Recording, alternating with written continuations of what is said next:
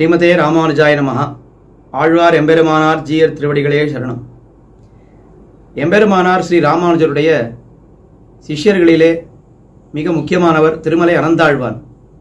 திருமலை அனந்தாழ்வான் மேல்கோட்டை திருநாராயணபுரம் என்கிற திவ்ய தேசத்திற்கு அருகே சிறுபுத்தூர், தற்போது கிரங்கூர் என்று அழைக்கப்படுகின்ற ஒரு க்ஷேத்திரத்திலே அவதரித்தார். இவர் ஸ்ரீரங்கத்திற்கு வந்து எம்பெருமானாரை ஆசிரயித்தார்.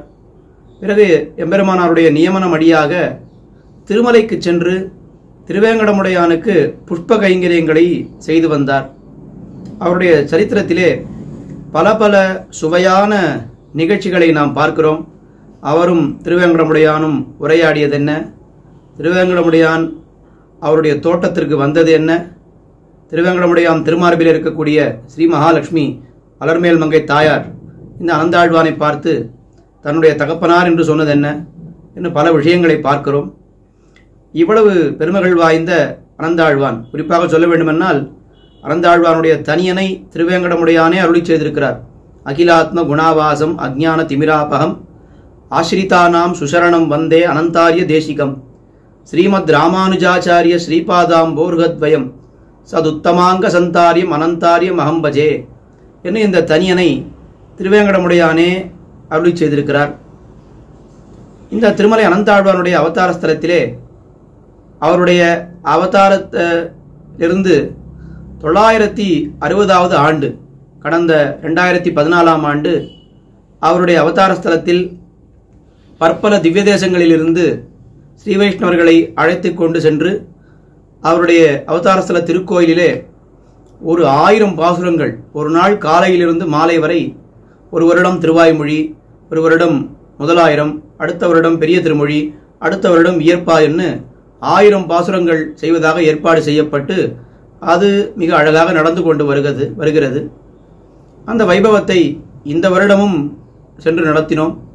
கோயில் திருமலை பெருமாள் கோயில், திருநாராயணபுரம், திருவல்லிக்கேணி, ஸ்ரீபெரும்புதூர், திருநின்றவூர் போன்ற பல திவ்ய தேசங்களிலிருந்து அத்தியாபக சுவாமிகள் எல்லோரும் எழுந்தருளியிருந்து இவ்வருடம் அனந்தாழ்வான் அவதார ஸ்தலத்திலே 1000 சேவாகாலம் செய்தார்கள். மிக விமர்சையாக நடந்தது. அனந்தாழ்வானுடைய அவதார ஸ்தலத்திலே திருவேங்கடமுடையான் எழுந்தருளியிருக்கிறார், ஆண்டாள் எழுந்தருளியிருக்கிறார், மதுரகவி ஆழ்வார், எம்பெருமானார், திருமலை அனந்தாழ்வான், எல்லா ஆச்சாரியர்களும் அங்கே எழுந்தருளியிருக்கிறார்கள். இந்த அழகான ஒரு சன்னிவேசத்திலே 50க்கும் குறையாத ஸ்ரீ வைஷ்ணவர்கள் அத்தியாபகர்கள் எழுந்தருளியிருந்து ஒரே மிடராக அங்கே இருக்கக்கூடிய ஒரு அழகான ஒரு சூழ்நிலை, இயற்கை கொஞ்சுகின்ற ஒரு சூழ்நிலையிலே 1000 சேவாகாலம் மிக அற்புதமாக நடந்தது. அந்த சேவாகாலத்திலிருந்து சில பகுதிகளை இந்த ஒரு வீடியோவிலே நாம் பார்த்து மகிழ்வோம். அனந்தாழ்வான் திருவடிகளே சரணம். ஆழ்வார் எம்பெருமானார் ஜீயர் திருவடிகளே சரணம்.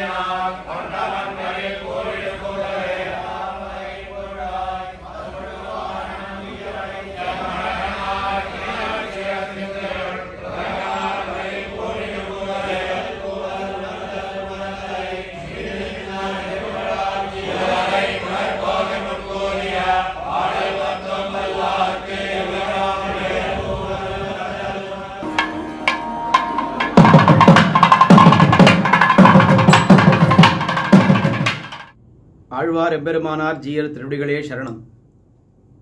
ஸ்ரீ வைஷ்ணவ சம்பிரதாயத்திலே ஆழ்வார்களுக்கும் ஆழ்வார்கள் அருளி செய்த திவ்ய பிரபந்தங்களுக்கும் அதிகமான ஏற்றம் உண்டு. அந்த ஆழ்வார்களிலே நான்காவதாக அவதரித்தவர் திருமழிசை ஆழ்வார். சென்னையிலே திருமழிசை என்கிற திவ்ய க்ஷேத்திரத்திலே இவர் அவதரித்தார். இவருடைய சரித்திரத்தை பார்க்கும் பொழுது இவர் பல பல சமயங்களிலே எல்லாம் புகுந்து அந்த நூல்களை எல்லாம் ஆராய்ந்து கடைசியாக வைணவ மதத்திற்குள்ளே அவர் வந்து பேயாழ்வாரால் திருத்தி பணிகொள்ளப்பட்டு வைணவ மதத்திற்குள்ளே அவர் வந்து எம்பெருமானாலே மயர்வர மதிநலம் அருளப்பெற்று திருமழிசை ஆழ்வாராக ஆகி நான்முகன் திருவந்தாதி திருச்சந்த விருத்தம் என 2 திவ்ய பிரபந்தங்களை அருளி செய்துள்ளார். அதில் அவர் அருளி செய்த முதல் திவ்ய பிரபந்தம் நான்முகன் திருவந்தாதி. எம்பெருமானுடைய பரத்துவம், பல தேவதைகளை நாம் பார்த்தாலும் ஸ்ரீமன் நாராயணனே பரதேவதை என்று நன்றாக ஆழ்வார் மூதலித்திருக்கின்ற ஒரு பிரபந்தம் நான்முகன் திருவந்தாதி. அடுத்த பிரபந்தம் திருச்சந்த விருத்தம், ரொம்ப அழகான ஒரு திவ்ய பிரபந்தம்.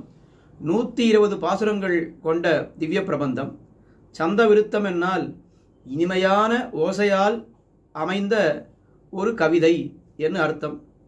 இந்த திருச்சந்த விருத்தத்தை நாம் அர்த்தத்தை கூட தெரிந்திருக்க வேண்டாம், அந்த சொல்லழகு அதை கேட்கும் பொழுதே மிக இனிமையாக இருக்கும். ஆழ்வார் இந்த ஆழ்வார்களுக்குள்ளே இப்படி ஒரு திவ்ய பிரபந்தத்தை அருளி செய்தவர்கள் வேறொருவர் இலர் என்னே சொல்லலாம். மேலும் ஒரு சிறப்பு இந்த திவ்ய பிரபந்தத்திற்கு, இதை தலை கட்டும் பொழுது ஆழ்வார் என்ன தெரிவிக்கிறார் என்னால், தான் மோட்சம் சென்று விட்டதாகவே தெரிவிக்கிறார். இயக்கலா மறுத்து அறாத இன்ப வீடு பெற்றதே என் ஆவிதான் என்று அவர் தெரிவிக்கிறார். நம்மாழ்வாரும் அவாவத்து வீடு பெற்ற குருகூர் சடகோபன் என்று தம்முடைய திவ்ய பிரபந்தத்தை முடித்தார். இவரும் தான் மோட்சத்துக்கு சென்று விட்டதாகவே இந்த திவ்ய பிரபந்தத்தை முடிக்கிறார். மிக மிக அழகான ஒரு திவ்ய பிரபந்தம். எம்பெருமானுடைய 5 நிலைகள், பரம், வியூகம், விபவம், அந்தர்யாமி, அர்ச்சை என்ன இருக்கக்கூடிய எல்லா நிலையையும் அழகாக பாடுகிறார். இந்த திவ்ய பிரபந்தத்திற்கு முக்கியமான ஒரு விஷயம் என்னவென்றால், நம்மாழ்வார் அணைவதரவணமேல் என்று ஒரு திருவாய்மொழி அருளி செய்திருக்கிறார். எம்பெருமானுடைய பரத்துவத்தை எல்லோருக்கும் உபதேசித்தார். ஆனால் பார்த்தால் சம்சாரிகள் இவருடைய வார்த்தையை கேட்டு திருந்துவதாக தெரியவில்லை அவருக்கு. உடனே அவர் என்ன செய்தார், சரி நீங்கள் யாரும் திருந்தவில்லை, ஆனால் நான் நல்ல பேர் பெற்றேன், எம்பெருமான் கண்ணனை நான் கண்டேனே என்று அந்த திருவாய்மொழியை முடித்தார். அதே போல இவரும் நான்முகன் திருவந்தாதியிலே நமக்கெல்லாம் பலவாறாக உபதேசித்தார். திருவில்லா தேவரை தேரேல் மின் தேவு என்ன எம்பெருமானுடைய பரத்துவத்தை பலவாறாக உபதேசித்தார். ஏதோ சிலர் திருந்தினார்கள், பலர் திருந்தவில்லை. ஆழ்வார் பார்த்தார், இவர்கள் திருந்தாவிட்டால் என்ன, எனக்கு நல்ல மயர்வர மதிநலம் எம்பெருமான் அருளியிருக்கிறான். அவன் கொடுத்த அந்த ஞானமும் பக்தியை கொண்டு அவனை நன்றாக அனுபவிப்போம் என்று எம்பெருமானுடைய நிலைகள், அவனுடைய குணங்கள், அவனுடைய சேஷ்டிதங்கள், அவனுடைய வீர தீர பராக்கிரமங்கள் எல்லாவற்றையும் இந்த 120 பாசுரங்களிலே மிக அழகாக அனுபவித்திருக்கிறார். இந்த சொல்லழகு, இந்த பாசுரத்தை கேட்கும் பொழுதே யாராவது நன்னா இதை சொல்ல வேண்டும், அதை நாம் கேட்க வேண்டும், அதற்கு மேல் ஒரு இன்பம் கிடையாது என்னும் அளவுக்கு ரொம்ப அழகான ஒரு திவ்ய பிரபந்தம். எப்படி அமைந்திருக்கிறது என்னால், பூனிலாய வைந்துமாய் புனர்கணின்ன 4மாய் தீனிலாய 3மாய் சிறந்த கால் 2மாய் மீனிலாயதொன்னுமாகி வேறு வேறு தன்மையாய் நீனிலாய வண்ண நின்னை யார் நினைக்க வல்லரே 6மாறுமாய் ஒரைந்துமைந்துமைந்துமாய் 7 சீர் 2 3 7 மாறும் 8மாய் வேறு வேறு ஞானமாகி மெய்யினோடு பொய்யுமாய் ஊருடோசையாய வைந்து மாயமாயமாயனே 5 அல்லவத்துளாயுமாய் 5 3 நின்னவாதி தேவனே 5 அந்தரத்தணைந்து நின்னு 5 மாய நின்ன யாவர் காண வல்லரே. இப்படி இந்த திவ்ய பிரபந்தம் செல்கிறது. இதை ஒருவர் பாடி நாம் கேட்பதை விட ஒரு கோஷ்டி, அதாவது அத்தியாபக சுவாமிகள் நன்றாக இந்த திவ்ய பிரபந்தங்களிலெல்லாம் நன்றாக தேர்ச்சி பெற்று பல பல கோயில்களிலே சென்று கைங்கரியம் செய்தவர்கள் இந்த திருச்சந்த விருத்தத்தை பாடினால் மிகவும் அழகாக இருக்கும்.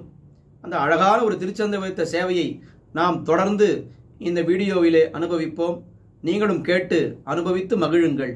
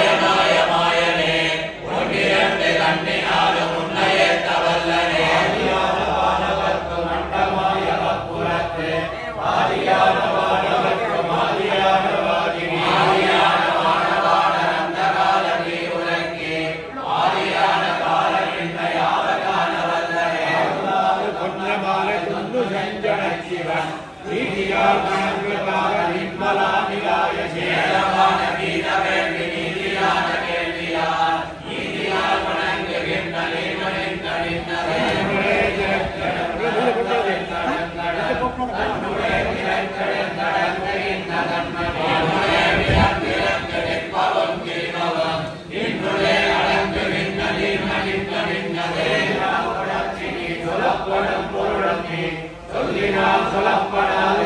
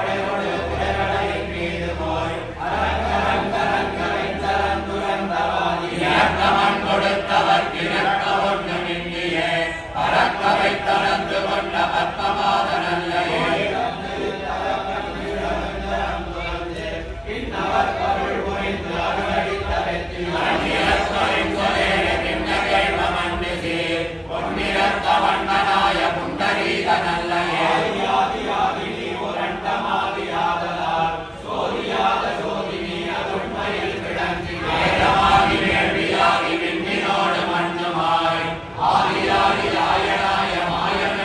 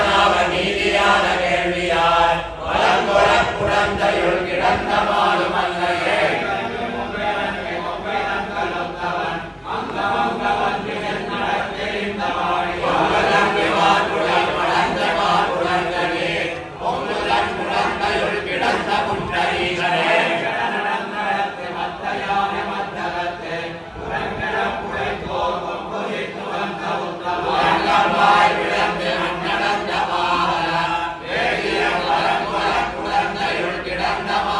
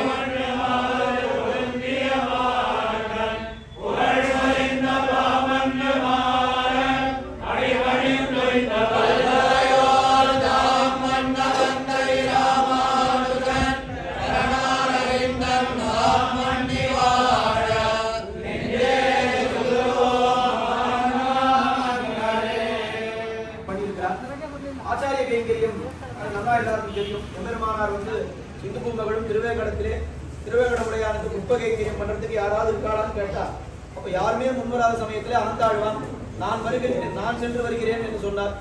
அப்ப அது பெருமாளுக்கு பண்ண கைங்கரியமா ஆச்சாரியனுக்கு பண்ண கைங்கரியமான்னு கேட்டுட்டு, ஆச்சாரியன் உகப்புக்காக பண்ற கைங்கரியம் அது, அதனால ஆச்சாரிய கைங்கரியம் பெருமாளுக்கு பண்ணினா கூட ஆச்சாரியனுடைய சந்தோஷத்துக்காக தான் பண்றேன், அதனால ஆச்சாரிய பெருமாளுக்கு பண்ண கைங்கரியத்தையே ஆச்சாரியனுக்கு பண்ண கைங்கரியம்னு சொல்லிக்கிறான். பாகவத கைங்கரியம்னு சொல்றாரு, அது எங்க கிடைச்சது? அந்த மாதிரி அனந்தாழ்வான் எங்க பண்ணியிருக்காருன்னா, ஒரு நேரம் நமக்கு கிடைக்கலன்னா கூட நேரம் நமக்கு கிடைக்கும். ரொம்ப சூச்சிக்கும் விதமாக முக்கியமான ஒரு சரித்திரம் என்ன கிடைக்கிறதுன்னா, அவரும் ஸ்ரீவைஷ்ணவர்கள் மலை ஏறி வந்தான். அப்போ அவளுக்கு பிரசாதம் திருவேங்கடமுடையானே கொண்டு வந்து கொடுத்தான். அப்போ திருவேங்கடமுடையான பார்த்து, நீ யாரு? அறுபத்த பிரசாதம் சுத்தாடி சாப்பிட முடியுமா, நீ யாரு என்னன்னு கேட்டா, அனந்தாழ்வானோட சிஷ்யன்னு திருவேங்கடமுடையான் சொன்னான். அப்ப அவருடைய தனியன் சொல்லணும்னு கேட்டா, அப்பதான் திருவேங்கடமுடையான் இந்த அகிலாமனாவாசம்ல தனியனை அருளி செய்தான்னு பார்த்தோம். அப்போ அவர் பாகவத கைங்கரியம் தான் திருவேங்கடமுடையான் பண்ணியிருக்காரு. நான் என்ன சொல்லிக் கொண்டாருன்னா, அனந்தாழ்வானுடைய சிஷ்யன் தான் சொல்லிக் கொள்கிறார். எப்பவுமே என்ன, ஒரு சிஷ்யன் ஒரு காரியத்தை பண்ணா அது பெருமை எல்லாம் யாருக்கு போகும்? ஆச்சாரியனுக்கு தான் போகும். அப்ப சிஷ்யனான திருவேங்கடமுடையான் பண்ணிய பாகவத கைங்கரியம், அது யார் பண்ண பாகவத கைங்கரியம்னா அது அனந்தாழ்வான் பண்ண கைங்கரியம்னே கொள்ளலாம். இது ஒரு கொஞ்சம் சுத்தி உழைச்சு சொன்னாலும் ரொம்ப அழகான ஒரு விஷயம். அப்படி அந்த உப்பை போறதுக்கும் உண்மை போறதுக்கும்னு பல பல வாக்கியங்களை எல்லாம் அனந்தாழ்வான் தெரிவி எல்லாம் பாகவதனுடைய லட்சணம், ஸ்ரீவைஷ்ணவ லட்சணம் எப்படி இருக்கணும்ன்ற வார்த்தைகளை எல்லாம் தெரிவித்ததே அனந்தாழ்வான் தான் பார்த்தோம். நிறைய விதமா பார்க்கலாம் பாகவத கைங்கரியம். அதுல ஏதோ ஒரு விஷயத்தை இங்கே அடியன் விண்ணப்பித்தேன். அப்படி பகவத் கைங்கரியம் என்ன, பாகவத கைங்கரியம் என்ன, ஆச்சாரிய கைங்கரியம் என்ன, எல்லா விதமான கைங்கரியத்தையும் அவர் பண்ணினவர். அந்த கைங்கரியம் பண்றது எப்படி பண்ணணும்னா, கைங்கரியத்தினால் ஏற்படக்கூடிய ஆனந்தம் நமக்காக என்று நாம் நினைக்காம பண்ணணும். அதுதான் வடிவிலா அடிமை. விடுவில் காலம் எல்லாம் உடனாய் பண்ணி வடிவிலா அடிமைனா நமக்காக நினைக்காம பண்ணணும். உண்மையாவே அனந்தாழ்வான் பண்ண இந்த மாலையை கொண்டு கட்டினதோட அவருடைய காரியம் முடிஞ்சு போயிடும்னு சொல்லுவாங்க. திருவேங்கடமுடையான் ஒரு தடவை நான் சாதிக்க மாட்டேன்னா, சாதிட்டா சாதிக்கும், சாதிக்காட்டா போகும், நான் இப்படி போயிட போறேன் அப்படின்னு சொன்னேன். ஏன் அப்படின்னா, அந்த பெருமாள் அந்த மாலையை சாத்திட்டு அந்த அழகா இருக்காருன்னு அது ஏறெடுத்து கூட பெருமாளை பார்க்கலன்னு தெரியுது. அதனால அப்போ அந்த ஏறெடுத்து பார்த்தா தானே அந்த அழகில மயங்கிப்பா, நான் மாலை கட்டியிருக்கேன், நான் கட்டின மாலையை எனக்கு பெருமாள் சாத்திட்டாருன்னு நினைக்க தோணும். அந்த நினைப்புக்கே வாய்ப்பு இல்லாமல் அதை வச்சுட்டு போயிட்டாருன்னா அப்புறம் எப்படி நினைக்க முடியும்? அப்படி வழுவில்லா அடிமை அனந்தாழ்வான் பண்ணியிருக்கார். அனந்தாழ்வானுடைய பிறந்தகம் அப்படின்னு சொன்னால் அது திருநாராயணபுரம், அவருடைய புக்ககம்னு சொன்னால் அது திருமலை. ரெண்டு இடத்துல அவர் பிறந்த இடம் சிறுபுத்தூர். எம்பெருமானார் பெரும்புதூர்ல அவதரித்தார், சிஷ்யரான அனந்தாழ்வான் சிறுபுத்தூர்ல அவதரித்தார். இது பிறந்த இடம், அது புக்ககம். இந்த ரெண்டு இடத்திலையும் சமீப காலமாக ஒரு அந்த திருவேங்கடமுடையான் சொல்லிய திருமலையில ஒரு 20 வருஷமா நடக்கிறது. 950 ஆரம்பிச்சு 972 22 வருஷமா அங்க நடக்கிறது. ஆனா இங்க அவருடைய பிறந்தகத்திலே அதையும் கொண்டாட வேண்டும் என்பதற்காக ஒரு 10 வருஷமா 2013 இங்க நடக்கிறதுன்னு நினைக்கிறேன். 13 நடக்கிறது. நடுவில் 2 வருஷம் கொரோனாலாம் நடக்கல. இந்த வருஷம் சரியா 10வது வருஷம். இது எத்தனாவது வருஷம் நமக்கு ரொம்ப சந்தேகத்துக்கே இடம் இல்லாமல் எப்ப ஆரம்பிச்சோம்னா, முதலாயிரம் வந்தா 10வது வருஷம், திருமொழி வந்தா 11வது வருஷம், இயற்பா வந்தா 12வது வருஷம். அது அப்படியே வரிசையா நாங்க இங்கிலீஷ்ல லீப் இயர் போடுறாரு, அந்த லீப் இயர் கணக்கு பண்ற மாதிரி ரொம்ப சுலபமா இதை கணக்கு பண்ணிடலாம். எத்தனாவது வருஷம் யாரும் சந்தேகமே இல்லை.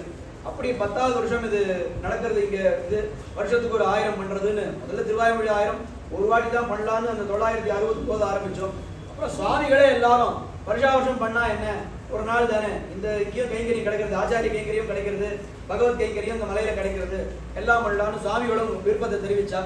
சரி, சுவாமிகள்லாம் விருப்பம் ஒரு இடத்துல போய் தங்கி 2 நாள் தங்கி சாப்பிட்டு போறதுன்னா யாருக்கும் கட்டம் இல்லை. ஆனா யாருக்கு உண்மையான கட்டம் இந்த 2 நாள்ல அப்படின்னா மேல்கோட்டில் இருக்கிற கைங்கரிய பராளுக்கு தான். அதுவும் குறிப்பா சொல்லணும்னா செல்லு சுவாமியும் அவருடைய குடும்பத்தாருக்கு தான் மொத்த சங்கடம்னா அவ அதை நினைக்கல சங்கடமா, நமக்கு கொஞ்சம் கஷ்டமா இருக்கு. ஐயோ அவளை சுவாமி அடுத்தது எப்போட கேட்டு வந்தேன், ராத்திரிக்கு என்ன அவளுக்கு வச்சிருக்கீங்க அப்படின்னு. எல்லாம் ஒன்றும் குறைவில்லை, எல்லாம் சித்தம் பண்ணிட்டேன்னு சொல்றேன். நமக்கு கேட்கறதுக்கு கொஞ்சம் சங்கோஜமா இருக்கு. ஆனாலும் அவ முன்னேற்பாடா சின்ன விஷயம் சொல்றேன், சபைக்கு உண்டான விஷயமே இல்லை. எல்லாரும் நேற்றுக்கு பொங்கல் பண்ணிட்டு காத்தால பாலபகத்துக்கு. இன்னைக்கு அவர் என்ன சொன்னாருன்னா, நேத்தா பொங்கல் ஆயிடுச்சு, இன்னைக்கு உப்பா பண்ணிடுறேன் அப்படின்னு. ஒன்றும் அவசியமே இல்லை. 2 நாள் பொங்கல் சாப்பிட மாட்டோமா, இல்லை பொங்கல் மார்கழி மாசம் 3 நாளும் பொங்கல் தான் பண்றான். ஆனால் அந்த ஒரு மைன்யூட்டான விஷயத்துல கூட ஒரு குறை இருக்கக்கூடாதுன்னு சொல்லி அவர் என்ன இன்னைக்கு உப்பா பண்றேன் அப்படின்னு சொல்லி இது பண்றாரு. அந்த மாதிரி ஏன் ஒன்று என்ன நடக்குதுன்னா, இதுல பங்கு கொள்ளக்கூடிய ஒவ்வொருத்தருமே என்ன பண்ணணும்னா, அதுல ஆர்வத்தோடு ஒரு பக்தியோடு சிரத்தையோடு நடத்தினால்தான் இவ்வளோ இதுவாக நடக்குமே தவிர இப்போ என்ன பண்ணுறது வர வச்சுட்டோம் வேறு வழி இல்லை வந்துட்டா ஏதோ ஒன்று பண்ணி போடுவோம்னு நினச்சாக்கா இந்த அளவுக்கு அது பரிமளிக்காது. இந்த வருஷம் வருஷம் காவேரியில் தீர்த்தம் ஆடுவோம். இந்த வருஷம் காவேரி ஸ்நானம் கிடைக்கல. நான் எனக்கு தரிசனம் தான் கிடைக்கிறது. தரிசனமே வந்து ஸ்நானத்துக்கு சமமாக நடக்க வேண்டியதுதான். ஆனால் அதுக்கெல்லாம் இப்போ சுவாமி வந்து ரேவதி கோஷ்டி இங்கே ஏற்பாடு பண்ணியிருக்காரு. ஸ்ரீரங்கப்பட்டத்தில் இன்னைக்கு ரேவதி, அதனால எல்லாரும் போய் அங்கே திருமாலை சேவிக்கலான்னு சுவாமி ஏற்பாடு பண்ணியிருக்காரு. அது ஒருவேளை காட்டால காவேரியில் குடிச்சுட்டா அங்கே கைங்கரியம் கிடைச்சிருக்காரு. அந்த குடிக்கிறனால இப்போ கைங்கரியம் கிடைக்கிறது. எல்லாம் நேரம் போய் அங்கே திருமாலை சேவிக்கலான்னு காத்தாலே சொன்னோம். நேற்று அங்கே காவேரியில் வெள்ளம் அப்படின்னா இங்கே மழை பெஞ்சுட்டு கனைத்திளங்க திருமை பாதுரம் வியாக்கியானம் தான் ஞாபகம் வந்தது. என்னன்னா அங்கே பனித்தலை வெள்ளரின் வாசல் கடை பத்தின்ற இடத்துல அங்கே சொன்னா மேலே வந்து பனி வெள்ளம், கீழே பால் வெள்ளம், மனதிலே மால் வெள்ளம்னு சொன்னோம். எம்பெருமான் மேல இருக்கக்கூடிய நேற்றுக்கு தலையில மழை வெள்ளம், காத்தாலே இந்த ராத்திரி வரைக்கும் அங்கே ஜல வெள்ளம். இங்க போய் பார்த்தாக்கா இங்க காவேரி வெள்ளம். இந்த பக்கம் நம்மளுடைய அன்புக்கெல்லாம் நல்லா மால் வெள்ளம். பெருமாளை நேற்றுக்கு அந்த சேவைக்கு ஒரு ஈடே சொல்ல முடியாது. உண்மைக்காரலாம் சொல்லுவான் வைரமுடி கூட சாதாரணம் தான், கிருஷ்ணராஜமுடி தான் விசேஷம்னு இங்க ரொம்ப இதுவா சொல்லுவா. அது பல காரணங்கள் சொல்றா. வேலைப்பாடுலேயே வைரமுடியை விட கிருஷ்ணராஜமுடிக்கு ரொம்ப வேலைப்பாடு. அதை எடுத்து அது பெருமாள் சாத்திட்டு இருக்கும் பொழுது உண்மையாவே அந்த வைரமுடியை வந்து சரித்திரம் சொல்றான். பெருளாழ்வான் எத்தனையோ பெருமாளுக்கு சாத்த பார்த்தார், யாருக்குமே அது வந்து சரியா பொருந்தல. செல்வப்பிள்ளைக்கு தான் பொருந்துன்னு சொல்றான். கிருஷ்ணராஜமுடி அந்த செல்வப்பிள்ளைக்கு அப்படியே ரொம்ப பொருத்தமா அந்த கருட சேவையில எழும்பொழுது அதுக்கேற்ற சின்னதா ஒரு கருட சேவை, ஒரு 5 வயசு பையன் மாதிரி ஒரு கடி அந்த சின்ன இதுலயும் உடனே அந்த கருடனை கணக்கி சாயங்காலம் அந்த மறுபடியும் அந்த திருமுகால் புறப்பாடுல நாம் சுபாவமா எழுதினதும் சேவை பார்க்கவே முடியாது. அதில் நாம் ஏற்பாடு பண்ணியிருந்தது இன்னைக்கும் நாளைக்கு தான் ஏற்பாடு பண்ணியிருக்கோம். பொதுவாக வைக்கிறது சனி ஞாயிறு தான் வைக்கிறோம். இன்னைக்கு இங்க இருந்துட்டு நாளைக்கு அது ஒரு உற்சவம் அட்டன் பண்ணலான்னு. ஆனால் அப்புறம் பார்த்தோம் ஒரு வேளை வெள்ளிக்கிழமை வச்சா எல்லாரும் இந்த கிருஷ்ணராஜமுடியை சேவிக்க முடியுமே, அது மாதிரி பண்ணலாமான்னு கொஞ்சம் ஆஃபீஸ் போகிறவாடெல்லாம் கேட்டேன். ஒரு நாள் லீவு போட்டுக்கணும் வெள்ளிக்கிழமை தானே அப்படின்னா எவாளையும் கேட்டேன். அவள் சொன்னா பாவம் கிருஷ்ணராஜமுடி என்னைக்கு நாகவழி இருக்கு, இது இருக்கு, கொஞ்சம் காரியம் ஜாஸ்தி, நான் பார்த்துக்கலாம் ஆமா அப்படின்ட்டா. பார்த்துக்கலாம் சொல்லிட்டா. அப்புறம் நமக்கு பயம் இல்லை அப்படின்னு அந்த மாதிரி வந்தாச்சு. வந்தா இங்க உற்சவம் எப்படி நடந்ததுன்னு நான் சொல்லி தெரிய வேண்டிய அவசியமே இல்லை. எல்லாரும் அவ்வளோ அனுபவம். அது வேடிக்கையா இன்னொரு விஷயம், பராசர பட்டர் வந்து வைசிக புராணம் வாசிக்கும் பொழுது அவர் தொண்டை நோகக்கூடாதுன்னு பச்சைக்கல் புறம் அடிக்கடி படிச்சு கொடுப்பார். அந்த மாதிரி சேவாகாரம் பண்ணிட்டே இருக்கும் பொழுது தொண்டை நோகக்கூடாது, கொஞ்சம் யாரும் களைப்பாட்டக்கூடாதுன்னு அடிக்கடி இங்க வந்துட்டே இருக்கு. பச்சைக்கல் புறம்ல பட்சணங்கள் வந்துட்டே இருக்கு அடிக்கடி. நம்ம இது பண்றதுக்கு சாப்பிட்டா ஒரு இன்னும் தெம்பா கைங்கரியம் பண்ணலாம். அப்படி நாம கைங்கரியம் பண்றதுக்கு என்னவெல்லாம் வசதி பண்ணி கொடுக்க முடியுமோ எல்லாவற்றையும் அவர் சுவாமியும் அவருடைய குடும்பத்தாரும் இந்த சொல்லணும்னா இந்த முதல் வருஷம்லாம் சுவாமியை ஃபோன் பண்ணி தொந்தரவு பண்ணுவோம். இப்பெல்லாம் சுவாமி தலையிடறதே இல்லை. பசங்களை கேட்டுக்கோங்க, அவன் என்ன சொல்றாலும் பண்ணிக்கோங்க அப்படின்ற. அதனால அப்படி அவர் விட்டாச்சு. அவர் அவளே பண்ணிடுறாங்கன்னா நடக்கிறதுன்றதுனால பார்த்துக்கலாம் அப்படின்னு சொல்லிடுறாரு.